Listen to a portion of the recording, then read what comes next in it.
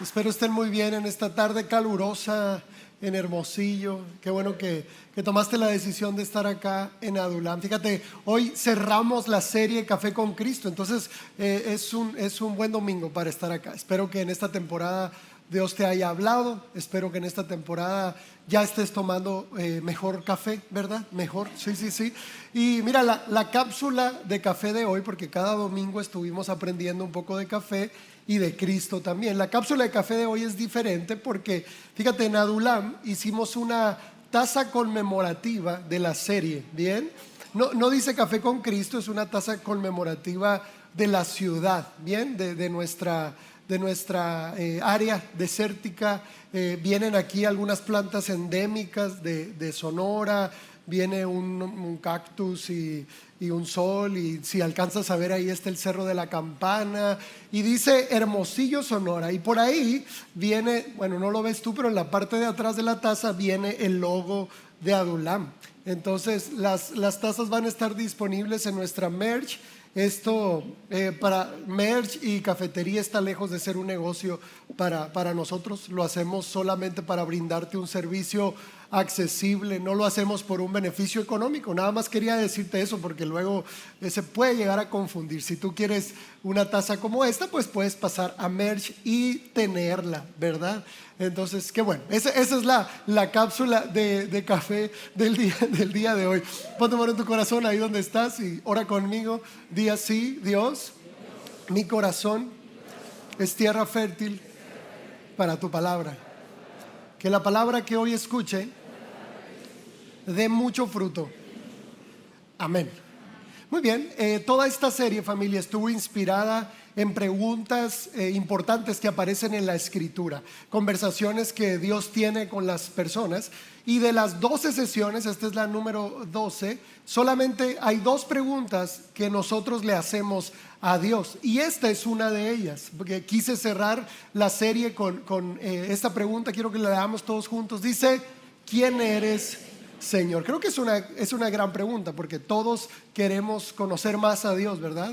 Tener un conocimiento más profundo de su carácter, de su corazón, de su mente. Y bueno, esta pregunta, acompañada de ¿qué debo hacer para heredar la vida eterna?, tal vez la recuerdas, son las 2 preguntas que hicimos en ese sentido, de nosotros hacia Dios. Esta pregunta aparece en una escena en la Biblia que es una escena extraordinaria, cuando Jesús tiene un encuentro con Saulo de Tarso, ¿ok? Entonces vamos a leerlo. Esto aparece en Hechos capítulo 9 y dice así: mas yendo por el camino, aconteció que al llegar cerca de Damasco, repentinamente le rodeó un resplandor de luz del cielo, y cayendo en tierra oyó una voz que le decía: Saulo, Saulo, ¿por qué me persigues? Él dijo: ¿quién eres, Señor? Aquí es donde está la pregunta, ¿no? Y le dijo: yo soy Jesús a quien tú persigues. Dura cosa te es dar coces contra el aguijón. Él, temblando y temeroso, dijo: Señor, ¿qué quieres que yo haga? Y el Señor le dijo: levántate, entra en la ciudad y se te dirá lo que debes hacer.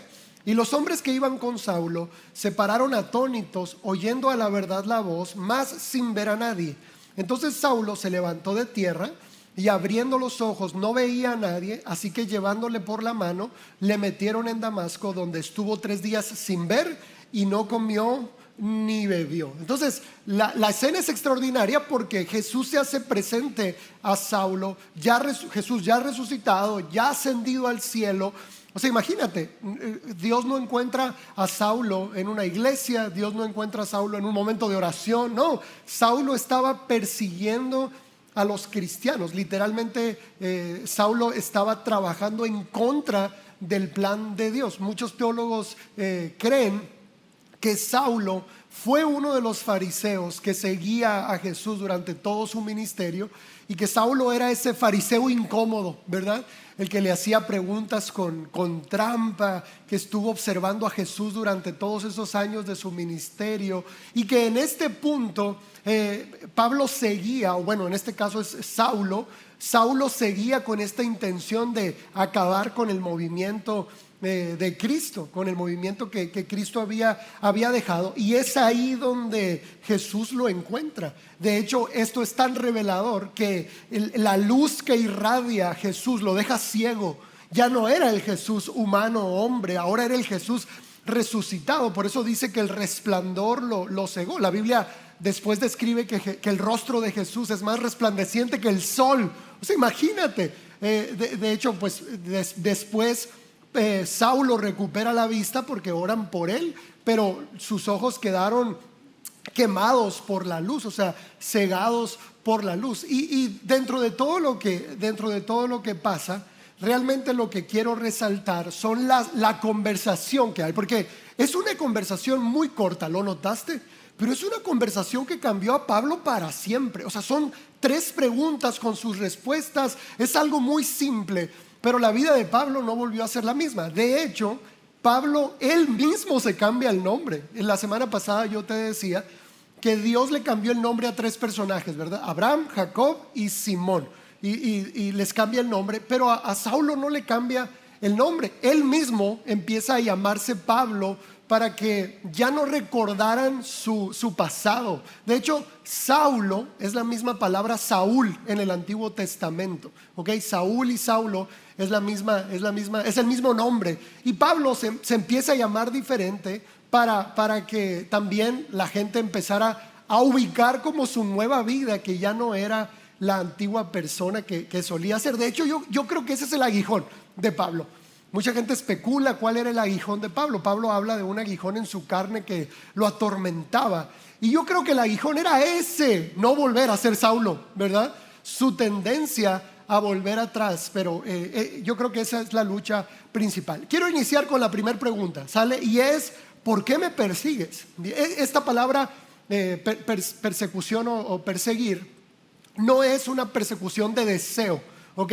Sino es una persecución distinta. Significa hacer huir o perseguir para detener.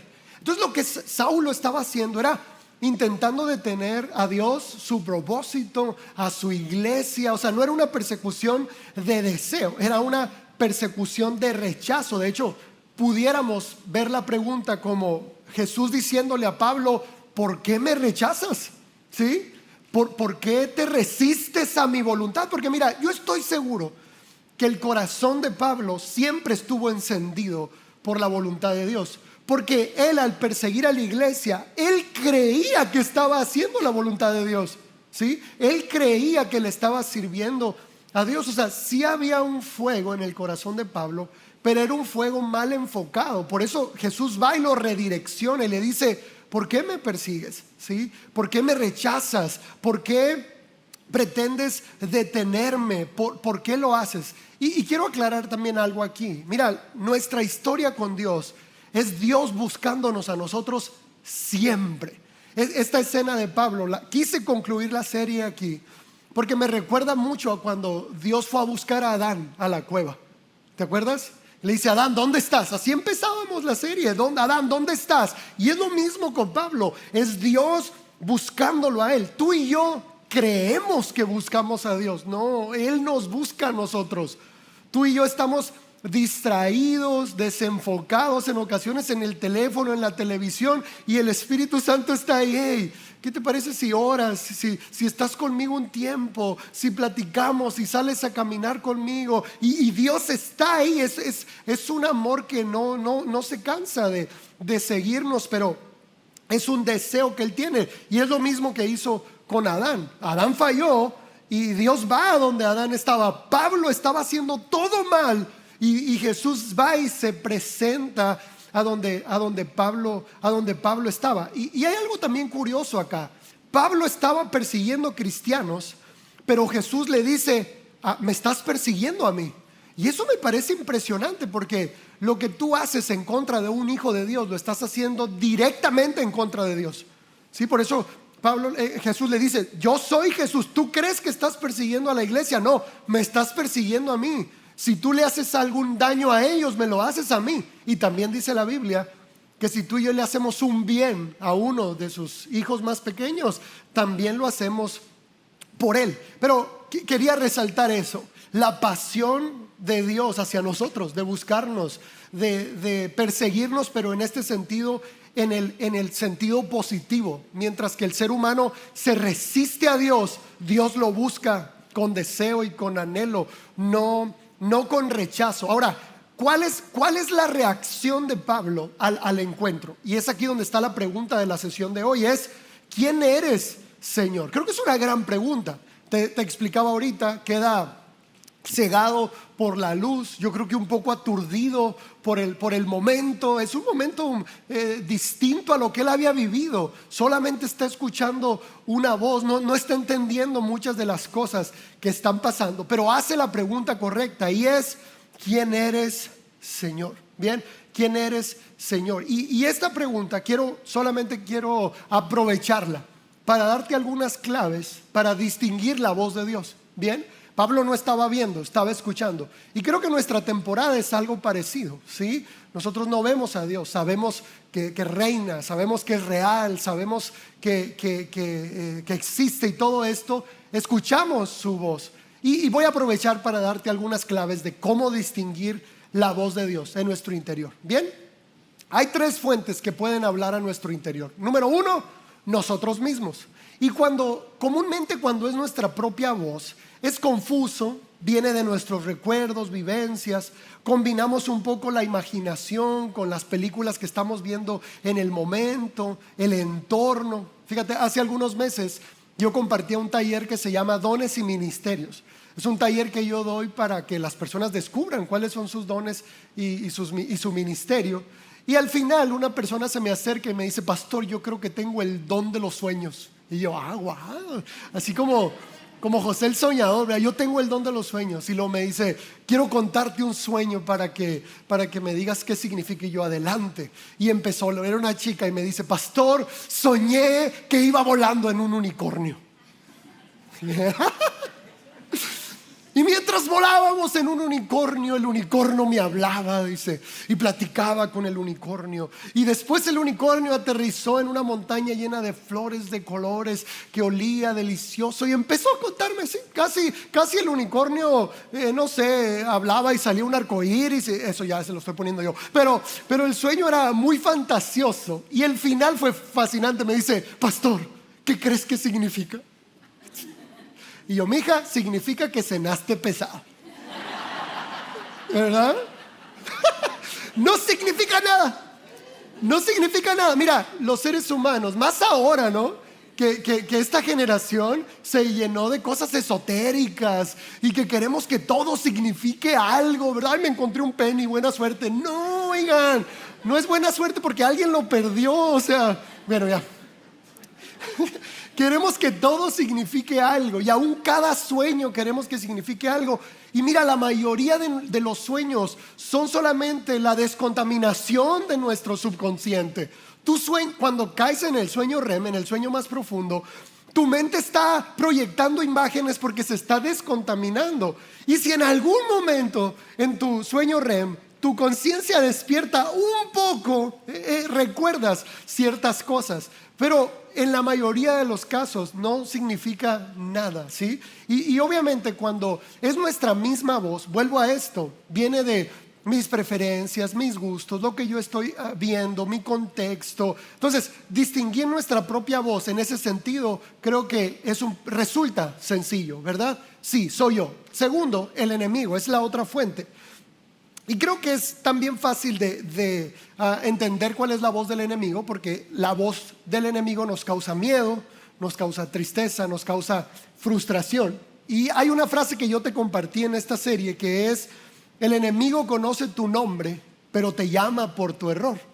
Y Dios conoce tu error, pero te llama por tu nombre. Entonces creo que cuando el enemigo habla, es fácil distinguirlo porque te va a recordar lo que hiciste mal, te va a recordar lo que te falta, te va a recordar lo que no tienes, te va a recordar lo que no has logrado. Comúnmente esa es la voz del enemigo. Y mira, si al enemigo le funciona una idea para arruinarte el día, esa idea es la que utiliza, ¿sí? Si él sabe que recordarte a tu ex te va a arruinar el día, él lo va a hacer. Mira, la Biblia dice que el enemigo usa dardos de fuego, ¿verdad? Esa es la expresión que usa, dardos de fuego. Satanás no conoce nuestros pensamientos, gracias a Dios. O sea, no conoce si sale por tu boca ya valió, pero no conoce lo que ocurre acá. Solo Dios conoce lo que ocurre en los pensamientos. Ahora, ¿qué es lo que sí el enemigo puede identificar cuando uno de sus dardos encendidos enciende tu mente? ¿Sí? Eso sí lo identifica. Dice, y este pensamiento le arruina el momento. Se lo voy a volver a recordar. Lo que vivió, sí, el ex, que lo despidieron, que no tiene trabajo, que lo que se sintió acá, los errores que cometió. Si él sabe que un pensamiento te arruina el día, él lo va a seguir usando. A él le gusta eso, a él le gusta y qué bueno que está triste, que esté enojado, que tiene miedo y sigue usando la misma estrategia hasta que tú y yo decidimos que esa idea ya no nos afecta. Esa es la diferencia en todo esto. Ahora, creo que el desafío es saber cuándo es Dios, cuando es el Espíritu Santo el que nos habla. Y quiero aclararte algo. Dios habla para comunicarse, ¿ok? Dios no es un Dios de confusión, ¿verdad? Es que, pastor, no sé si Dios me está hablando porque no entiendo. Porque no entiendo, porque es confuso, no es Dios. Bien, mira, cuando algo viene de Dios hay claridad y hay convicción. La diferencia es que Dios se comunica en abonos, oiga. Y en abonos chiquitos, ¿verdad? O sea, y así es Dios, en toda la escritura así es Dios. Y no crees que Él lo lamenta, no hombre, lo disfruta el hecho de comunicarse en abonos, ¿verdad? Pero hay algo, cuando algo es de Dios, hay certidumbre de fe, ¿sí? Mira, hay personas que igual, ¿no? Se me han acercado y es que pastor, yo tengo una relación y es mi novio, mi novia, pero no sé si es la persona indicada para mí. Ya tenemos 1 año de novios y todavía no tengo paz. No, o sea, ya pasó 1 año y la paz, no tienes paz y hay duda y la duda te atormenta. No, pastor, pero es que es guapísimo. Es como yo siempre lo quise. Es que tú no sabes, pastor, yo oré por ese hombre, ¿verdad? Yo oré por ese, es igualito a él, pero no tienes paz, no es de Dios. Cuando algo es de Dios, hay paz en el corazón. Y mira, esa paz es la que nos lleva a tener victoria en la relación, porque la emoción se va a ir, el enamoramiento se va a ir en algún momento, y se los digo a todas las parejas, el enamoramiento se va, pero cuando sabes que algo es de Dios, mantienes la promesa y luchas por esa promesa.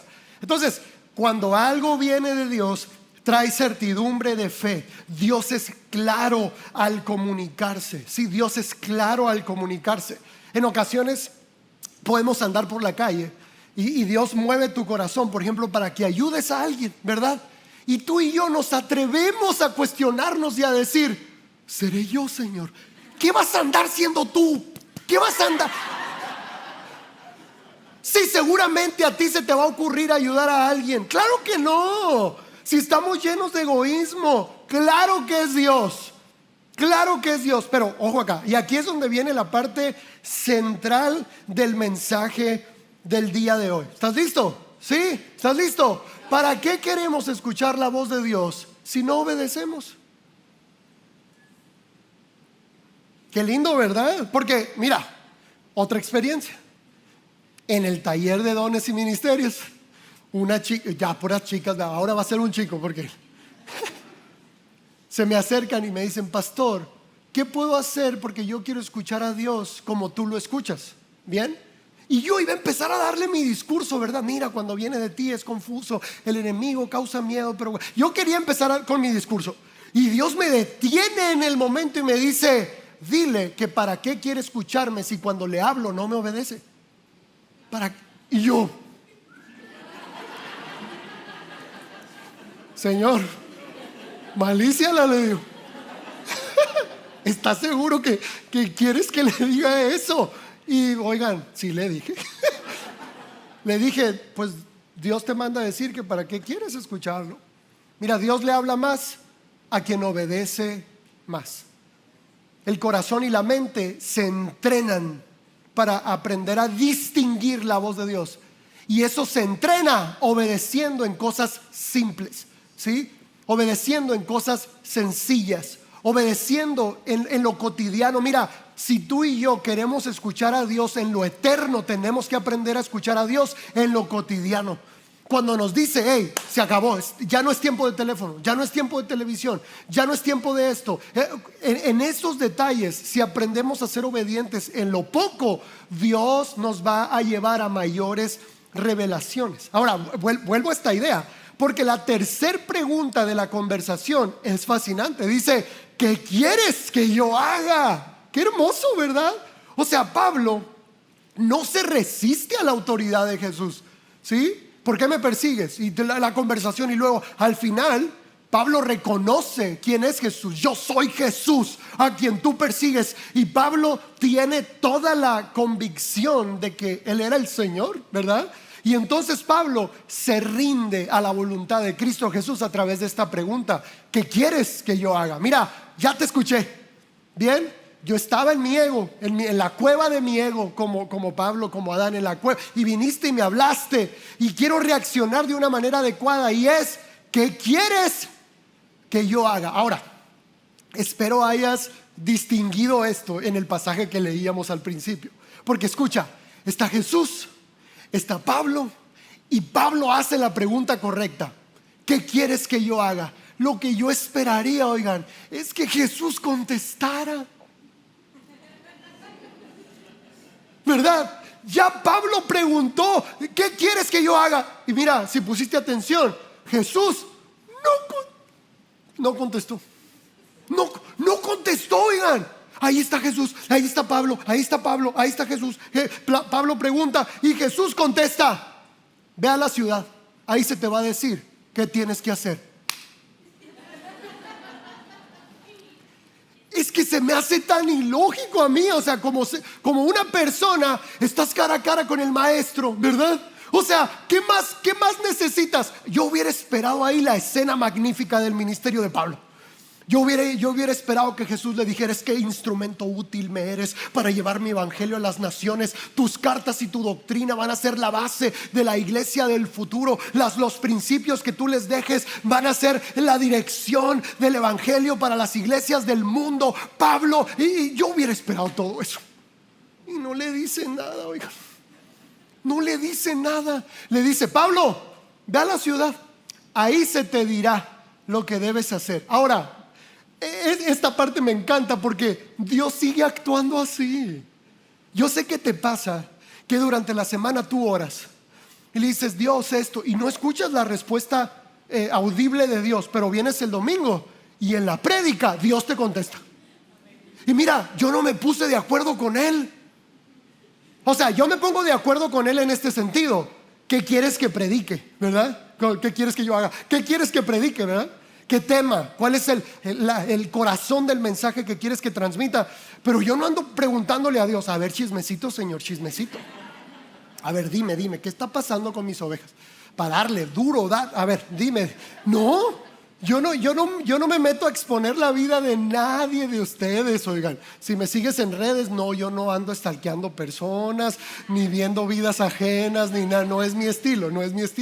Pero yo sé que te pasa de que oras en la semana, traes una carga, traes una situación, hiciste una pregunta en oración y no escuchas la voz de Dios en la semana, y vienes el domingo y ¡pum!, Dios te contesta. Porque Dios sigue actuando así. Ve a la ciudad, ahí se te va a decir qué debes hacer. Ahora, es fascinante porque el pasaje decía que Pablo dura 3 días ciego y sin comer ni beber. ¿Sabes por qué duró 3 días? Porque son los días que Dios dura convenciendo a su siervo de ir a orar por Pablo. O sea, obviamente viene Dios, si yo siendo su siervo, imagínate, le dice: necesito que vayas y ores por Saulo. Ah, no, él persigue y mata cristianos. Esa es la reacción, necesito que vayas a orar por Saulo. Y el siervo de Dios le dice: no, Señor, él mata cristianos, persigue cristianos, no te estarás confundiendo. Entonces Dios dura 3 días convenciendo a su siervo de ir con Pablo y orar por él. Y cuando ora por él, recibe el Espíritu Santo y le caen escamas de los ojos y lo bautiza. Y es una hermosa escena. Pero Dios sigue actuando de esa manera, ¿sí? Dios sigue trabajando de la misma forma. Porque más allá de contestarnos directa y literalmente a esta pregunta, lo que Dios quiere formar en nosotros es carácter, ¿sí? Que aprendamos obediencia, rendición y confianza. Entonces, Pablo tenía que aprender eso. Pablo era un ególatra, ¿sí? Arrogante, que él hacía su voluntad, él hacía lo que quería, ¿sí? Él mandaba, era una persona que se imponía ante la voluntad de otros. Y lo que tuvo que aprender Pablo en sus siguientes años fue rendición, confianza y obediencia. Pablo no pasó del encuentro con Cristo a ser el apóstol que nosotros conocimos después. Duró años en un proceso, años en un quebrantamiento, años en Dios moldeando su corazón, porque a fin de cuentas la voluntad de Dios, familia, no tiene que ver con circunstancias, tiene que ver con la actitud del corazón. Hablando de, ahorita que hablábamos, no, ay, ¿será para mí o no, Señor? Pero eso nos pasa en todo. Por ejemplo, los jóvenes, ¿qué carrera elijo, verdad? ¿Qué carrera estudio? ¿O qué trabajo? Tengo algunas ofertas de trabajo, ¿qué decido? Y cuando vienen a mí a preguntarme, la mayoría de las veces, familia, yo no tengo una respuesta. Y voy a Dios y escucha, Dios tampoco, porque la voluntad de Dios nunca se trató de circunstancias. A Dios le da igual a qué te dediques. Si tú le preguntas cuál es su voluntad tiene que ver con la actitud de tu corazón, con la condición de tu corazón. Mira, si tú eres un licenciado y no tienes fe, no te va a ir bien. ¿Sí me explico? O sea, no tiene que ver con la carrera que estudiaste, tiene que ver con el Dios con el que caminas. Entonces, esa es la diferencia. No es circunstancial. ¿Qué trabajo elijo? ¿Qué carrera elijo? Mira, si tú y yo no tenemos fe en lo que Dios es, en lo que Dios hace y en el poder de Dios, no importa aún si tienes una maestría, eso no funciona sin Dios. Y ¿sabes cuál es el problema? El problema no es la licenciatura, y a mí me gusta mucho el estudio y también fui a la universidad. El problema es que a veces construimos una vida para sustituir el poder de la fe. Ese es el problema. Que tenemos un trabajo y estudiamos una carrera y hacemos cosas para sustituir el hecho de confiar plenamente en Dios. Entonces es ahí donde está la diferencia. No es a lo que te dedicas, es el Dios en el que confías, ¿sí? No es qué carrera estudiaste, cuál es la que da más. No, es la fe. La Biblia dice que el justo vive por fe, que la fe que nosotros tenemos traslada las montañas. Imagínate eso. Entonces, creo que sigue siendo la misma intención de Dios, el quebrantamiento, para que tú y yo confiemos plenamente en Él. En ocasiones Dios permite que perdamos cosas y personas para que le regreses tu fe a Él. Colocamos nuestra fe, y esa es la tendencia humana. Ay, ahora puedo estar más tranquilo porque tengo un trabajo estable. Y Dios dice, ¡oh! O sea, el trabajo es más poderoso que yo. Puedo estar más tranquilo porque ahora terminé mi escuela. Y vivimos sustituyendo la fe por la seguridad del mundo material. Y el quebrantamiento, familia, tiene que ver con eso. Regresarnos a la fe original. Regresarnos a la fe donde no importa lo que pierda, si tengo a Cristo, lo tengo todo. Por eso, mira, Pablo lo entendió de manera tan perfecta que nos deja verdades tan hermosas como: gócense en la tribulación, estén siempre gozosos. Y tú y yo podemos decir: ah, qué fácil. Mira, Pablo estuvo en la cárcel varias veces. Pablo vivió naufragios varias veces. Le destrozaron la espalda con los látigos en varias ocasiones. Él sí sufrió persecución por el evangelio. Mira, las tribulaciones que tú y yo vivimos son tribulaciones muchas veces por cuestiones mundanas y materiales. Fíjate, porque no me alcanza, no porque no tienes. ¿Te das cuenta? Porque tengo deuda, no porque no tienes. A veces nuestras angustias son demasiado infantiles. Y observas la vida de Pablo escribiendo del gozo en la cárcel, escribiendo de la confianza en Dios en una isla ya de náufrago. Por eso también Pablo dice: he aprendido a ser feliz cuando tengo mucho y cuando tengo poco, porque todo lo puedo en Cristo que me fortalece. Ese aprendizaje solo viene de una vida que fue procesada. Solo viene de una vida que entendió qué quieres que yo haga. Y la respuesta es: quiero que confíes en mí. Quiero que confíes.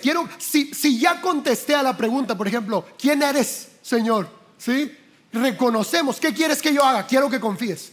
Por eso Pablo también nos deja verdades como esta: todo ayuda para bien a aquellos que amamos a Dios. Mira, todo es todo. Lo bonito, lo feo, ¿sí? Lo que duele, lo que agrada, ¿sí? Las pérdidas, todo ayuda para bien a aquellos que amamos a Dios. Por eso, una vez más, mira, hablar de Pablo sería una sesión es muy corta para poder hablar de todo lo que nos heredó el apóstol Pablo. Obviamente considero que después de Jesús es la persona que más nos enseña, ¿sí? en la escritura. Y una de las cosas que Pablo a mí me impacta de lo que él escribió es cuando dijo: con Cristo estoy juntamente crucificado y ya no vivo yo, sino Cristo vive en mí. Y luego dice: por amor a Cristo lo he perdido todo, dice, y lo tengo por basura, porque conocerlo a Él es más valioso que lo que el mundo me puede ofrecer. Y esto solo se logra cuando tú y yo rendimos nuestro corazón a Dios. Y mira, rendir nuestro corazón es rendir el control de las situaciones, porque el intercambio aquí es mortal. Tú tienes una opción: si tú entregas el control, vas a tener paz, pero si quieres tener el control, vas a perder la paz. Ese es el intercambio mortal. ¿Quieres paz? Tienes que soltar el control. ¿Quieres el control? Vas a perder tu paz. Ese intercambio es el que nos cuesta demasiado. Y escucha esto: el control que tenemos es artificial. Ni siquiera lo tenemos. Mira, muchas veces las personas pierden la fe porque algo no pasó como ellos esperaban. Eso no es fe, eso es control. Pierden la fe porque Dios no contestó como ellos pidieron. Eso no es fe, eso es control. Dios, yo tengo fe, entonces tú estás obligado a hacer lo que yo diga. No, eso no es fe, eso es control. Porque la fe es una rendición a su voluntad. Mira, mucho sufrimiento que el ser humano padece hoy es por no aceptar las circunstancias y la vida tal y como es. Todas las cosas a las cuales nos resistimos y por las cuales sufrimos no las podemos modificar. Y mira, esto no es una predicación para el conformismo o la mediocridad. No, claro que no. Pero sí es una predicación enfocada en la fe. Cuando tú y yo pretendemos ejercer control y cambiar circunstancias, entonces como no podemos, lo que empezamos a vivir es sufrimiento, porque no puedo cambiar mi circunstancia, no puedo cambiar a esta persona, no puedo cambiar esta situación, y entonces vivimos sufriendo. Vivimos sufriendo porque no fuimos diseñados para el control. El único que tiene el control es Cristo Jesús. Él es el único. Fuera de Él, lo único que podemos hacer es confiar en su plan, confiar en lo que Él hace, y que Él lo hace perfecto y que su plan se va a cumplir. Y yo también te explicaba en esta serie algo: la única forma de vencer las circunstancias, o sea, de aceptar las circunstancias y la vida tal y como es con dos amigos. Mira, me voy a remangar. No sé si estuviste en esa prédica, pero no voy a explicar el chiste porque no me salió.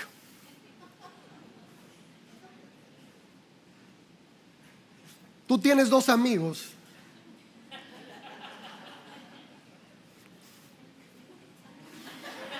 ¿Te acuerdas de esa prédica?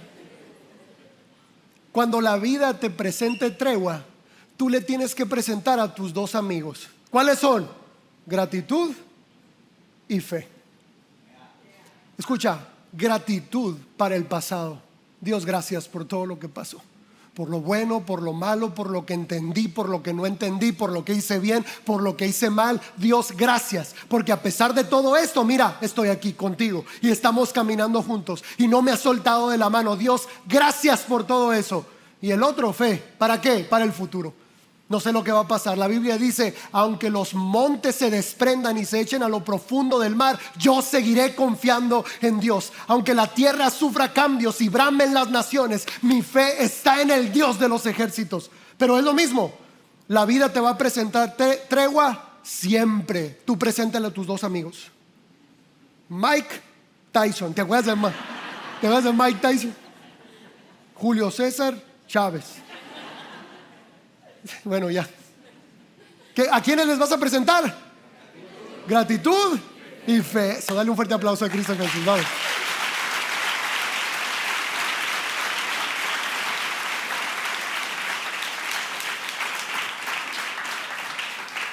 Quiero cerrar la sesión de hoy leyéndote una escena del apóstol Pablo. Dentro de todas las escenas hermosas que el apóstol Pablo nos puede mostrar, hay una donde él naufraga, ¿bien? Y quiero leerla nada más.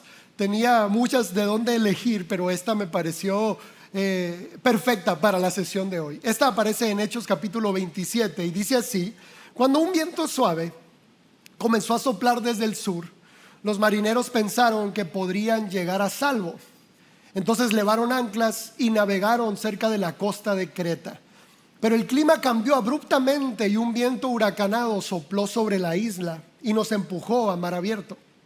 Los marineros no pudieron girar el barco para hacerle frente al viento, así que se dieron por vencidos y se dejaron llevar por la tormenta. Mira, esta es la primera parte de la escena.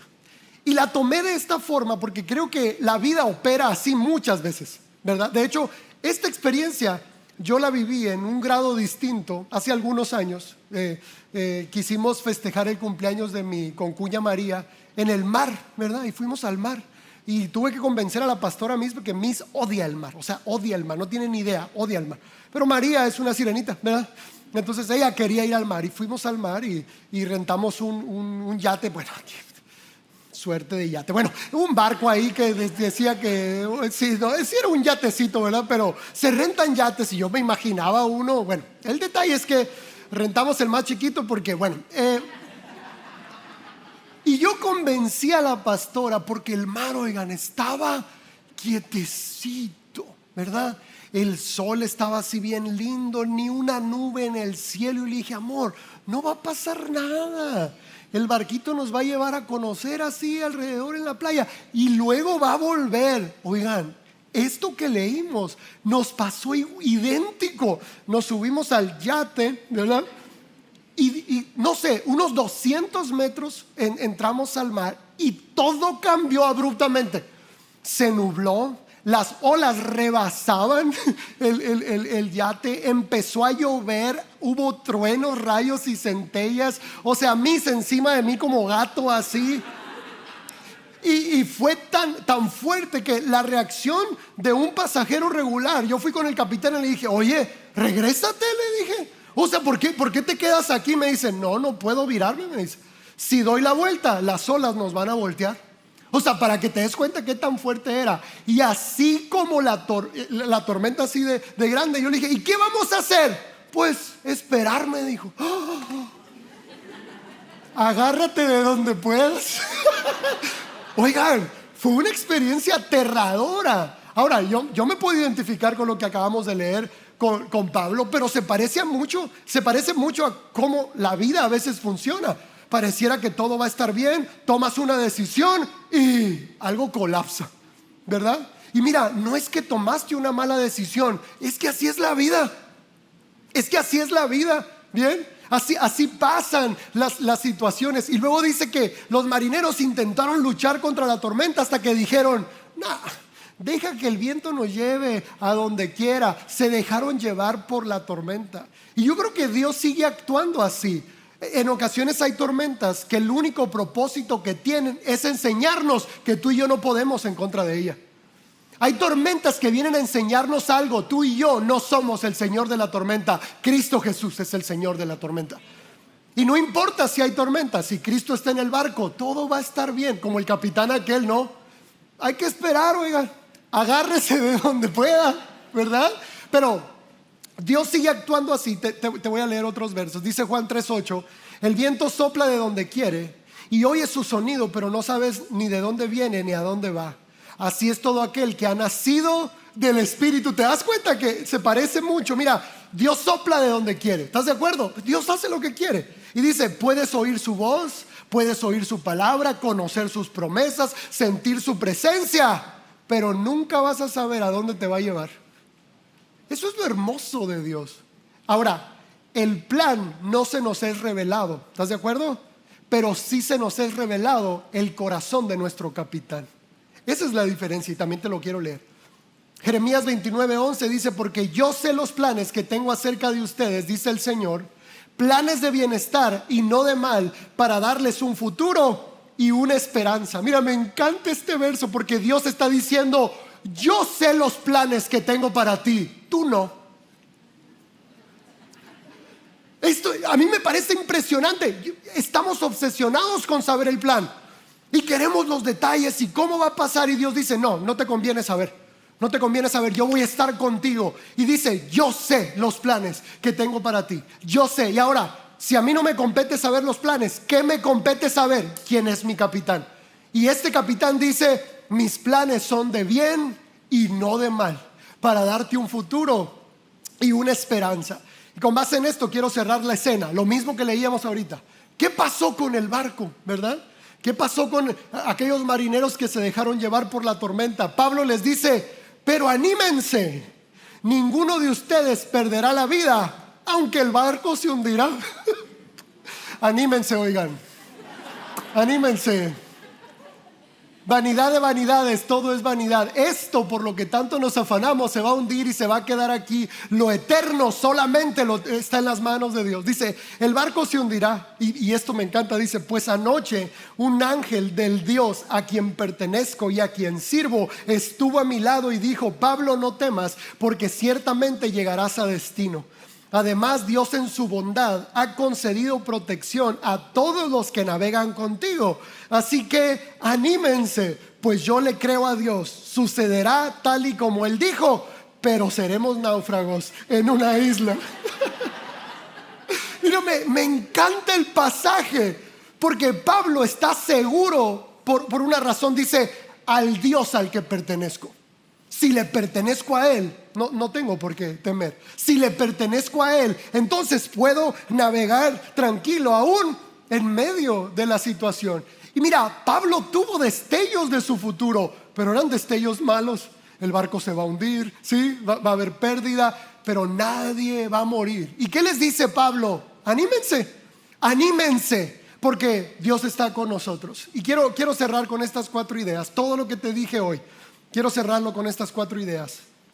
Anímate, tu vida está segura en Dios, ¿sí? Anímate, tu vida está segura en Dios. Dice, número 2, podemos perder cosas o aún personas, pero nunca su plan. 3, dice, no temas, Dios cumplirá su propósito en ti. Y por último, muchos serán bendecidos por tu vida, ¿sí? Entonces, ¿cuál es nuestra confianza? Él tiene planes de bien para nosotros. Él tiene planes de bien. Él es un buen capitán. Él es un buen papá. Él es un buen líder. ¿Qué me toca a mí? Rendir el control. Confiar completamente. Y cierro con la pregunta, ¿quién eres, Señor? Pues ese Señor es el que está sobre todo, controla todo, es rey sobre todo. Y porque sé quién es ese Dios, podemos decir, yo le creo a Dios. Sucederá tal y como Él prometió. Dale un fuerte aplauso a Cristo Jesús. La banda puede pasar, por favor.